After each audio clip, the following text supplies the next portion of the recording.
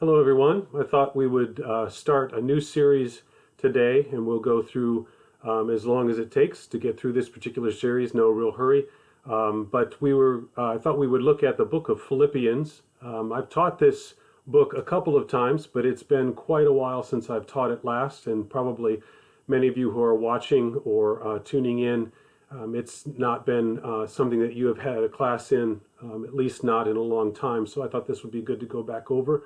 Philippians is great no matter when you study it, and there's more things that I learn every time I study and every time I teach it.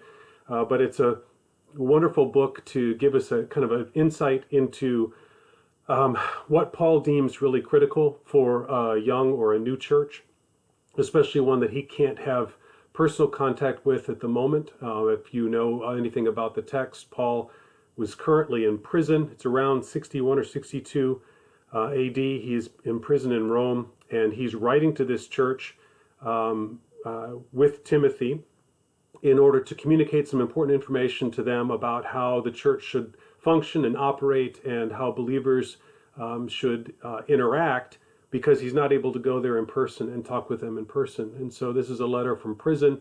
And if you're going to write a letter from prison to a group of believers, obviously Paul is going to write those things that are essential, that are important, and that they need to know in as concise a way as possible. So there's only a few chapters in this book. It's not very long, but it is absolutely loaded with fantastic information, with guides on what it means to be a Christian in a difficult environment, the importance of leadership, all number of things, which we'll get at as we go through the study.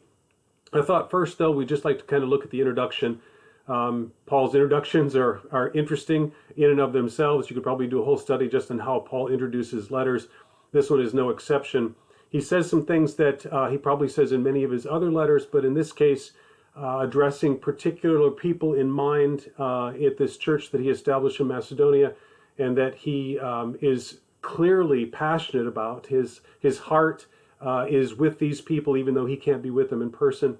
And so he wants to encourage them, to let them know that they are not forgotten, but at the same time to help them correct some things that need to be corrected or address some issues that could become problematic in the future. I'll give you an example. We have two large dogs. If any of you who know me know that we love our dogs, two labs, one yellow lab and one black lab. And they're both older dogs now. They're about 11 and a half years old. And our yellow lab, Mike, is starting to have some issues with his kidneys. Not a big deal at the moment, but we just spoke with the veterinarian this morning, and his comment was it's not something critical at this particular juncture, but if it's not addressed now, or we don't start to address it soon, it will become a bigger problem in about a year. So we want Mike to be around us as long as possible, and we love our dog. So we're going to take the steps necessary now, preventatively, so that later on, at least that problem won't be as severe or serious, or we can stave it off as long as possible. We want him to be healthy, and so we take the proactive measures now. That's kind of the focus in many ways in the book of Philippians. What do we do now in terms of addressing issues that don't necessarily seem all that huge, or that seem pretty obvious to take care of or address? If we don't do anything now, what happens as a result? And Philippians addresses some issues that if they're not addressed by the people living there, by the people in the church, by the people who join in that fellowship, it's going to create some bigger problems later on, some serious problems that certainly would damage the testimony of the church. So let me read the first three verses, and we'll talk about what Paul is saying here. The first two verses, excuse me. Paul and Timothy, bondservants of Christ Jesus, to all the saints in Christ Jesus who are in Philippi, including the overseers and deacons. Grace to you and peace from God our Father and the Lord Jesus Christ. Sounds like a pretty standard introduction, just a couple of verses long, not a very long one at all.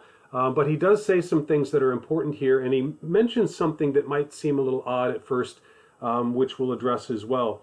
But he identifies himself first, as typically is the case, and he identifies Timothy also, a young man that he has taken under his wing. He considers much like a spiritual son, that he is training in how to be a leader and how to be a voice in the church. But he addresses the saints. He says in verse 1, to all the saints in Christ Jesus. And I think that might be the first thing that we need to address. Sometimes people have a false understanding of what a saint is. Two typical explanations. One is a saint is someone who is a Christian who has died, right? We have commemorations to saints or plaques to saints, or people are made into saints in some religious traditions after their death. That's not what he's referring to here either. Saint, from the word hagios, or from the word from which we get the term holy, also doesn't mean someone who is absolutely holy or supernaturally holy or somehow perfect. That's not what it means either.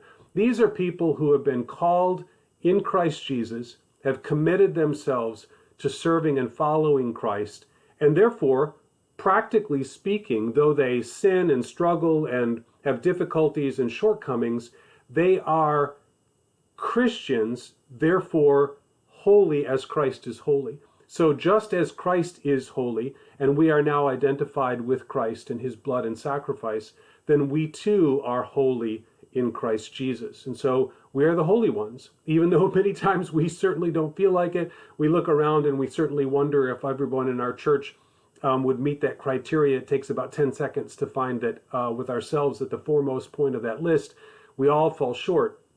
But God sees us through Jesus Christ, and so he sees us as holy. And so Paul refers to his brothers and sisters in Christ as saints. And imagine what that would sound like to someone who had been raised in a pagan culture. This is certainly not Israel that he's talking to, but a pagan culture where they had performed sacrifices and rituals and traditions that were completely contrary to what God designs for his people, and had not really given the creator of the universe a thought, maybe had even been actively opposed to the teaching of Christ for some time, but then at some point became believers in Jesus Christ, recognized, understood what forgiveness means, and now not just called forgiven, now not just called brothers and sisters in Christ, which is also a common phrase that Paul uses, but instead saints, people who are holy before God, that are recognized by God himself as holy. Now, he also says here in verse 2, he says in verse 1, saints in Christ Jesus, and then in verse 2, grace to you and peace from God our Father and the Lord Jesus Christ. You're going to see this as a theme in chapter 1. He mentions the name of Christ 18 times, if I counted correctly, 18 times in 30 verses. So one of the most important aspects of this is who we are in Christ, who Christ is to us, and the centerpiece of everything that the church does, everything that the church is Christ himself. Someone I heard recently say that the gospel is not about Jesus Christ. Jesus Christ is the gospel. And that is really an important way of looking at it. It's not like Jesus Christ came and told us about something that we believe in, and so we get access to the gospel because of what Jesus taught. Jesus Christ himself is the gospel. He is the word. He is the good news. He is everything that we need in order to have access to the Father. And so the gospel is written as a text that we read and study, but the gospel is also alive. Excuse me, the gospel is also alive in Jesus Christ himself. And as we identify ourselves in Jesus Christ, we are gospel carriers. We're the ones who bear the image, the good news of Jesus Christ in the same way that he did when he was on the earth, though imperfectly. So, back to verse 1, Paul and Timothy, bondservants of Christ Jesus, to all the saints in Christ Jesus who are in Philippi, including the overseers and deacons, grace to you and peace from God our Father and the Lord Jesus Christ. 2 verses, 3 times Jesus Christ is mentioned here. But notice the identification right from the beginning where Paul says, Paul and Timothy, bondservants of Christ Jesus. Now, if you've taken other classes with me, I have mentioned this probably a dozen times in different books that we've studied about what it means to be a bondservant. I know that we sometimes get the idea or the notion as soon as someone mentions servant or slave. As Americans, certainly we have an automatic connection to the question or issue of slavery in our own history and what that looked like. People captured or taken from their homelands, often in the African continent, brought to Europe or to the United States and sold on an auction block. And we have this image of what slavery means. That's not the term, not the use of the term here. Bondservant is a very significant term, and it's an important one because it's an identification in a different sort of way.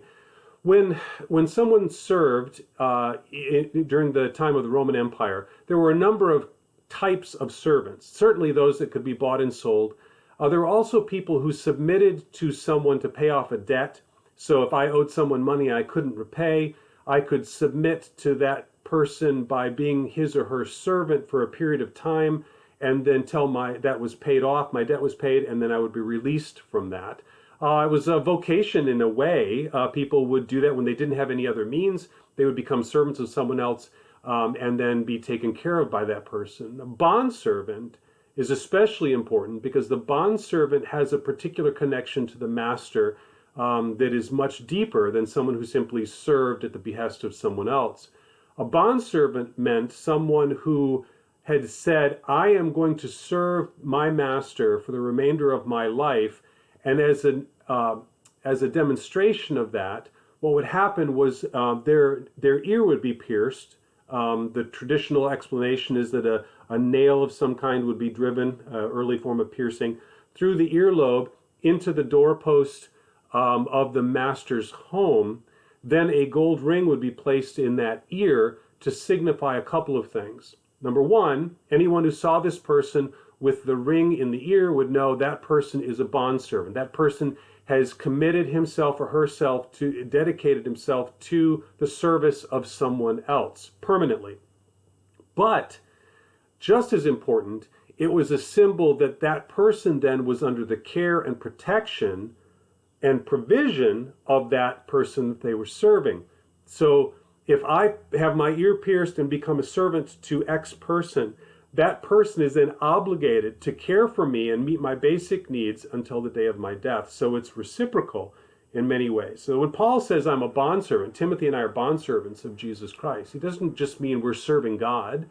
He means we have dedicated ourselves for the rest of our lives to the service of this master and entrusting ourselves to this master that he will then care for and protect us to the end of our days. And that is a beautiful image of what it means to be a Christian. Now you can imagine what it would be like if you had to do that to someone who was mercurial, someone who you couldn't trust necessarily all the time, someone who kind of had ebbs and flows in their response to you, or emotional outbursts or antagonism or that sort of thing. It would be a difficult situation, though while you were provided for, you never really knew one day to the next what life was going to be like. But here we are as believers, and Paul identifies himself and Timothy as bondservants to a God who is not just benevolent, but unbelievably gracious and loving to his children. God the Father, through his Son Jesus Christ, and by the power and indwelling of the Holy Spirit, doesn't just care for our basic needs, but is intimately connected to our most personal and our deepest desires and wants and shortcomings, the goods and bads of every aspect of our lives. He knows better than we do ourselves. And he is constantly, the Spirit is constantly interceding for us on our behalf before the Father. The Father is constantly, at any moment, at any time throughout our lives, available to us for anything that we could need or desire, and he hears us no matter what we say or where we are or when it takes place. And his desire for us is always our good. Who better to be a bondservant to than God himself? And so Jesus Christ isn't just our model. Jesus Christ is our protector. He is our supplier, our comfort, and everything that we could possibly need so that we can move forward in the grace that he intends us to move forward in. So it seems like a casual phrase, bondservant of Jesus Christ, but it's a powerful one because it's our identification of who we actually are in Jesus Christ.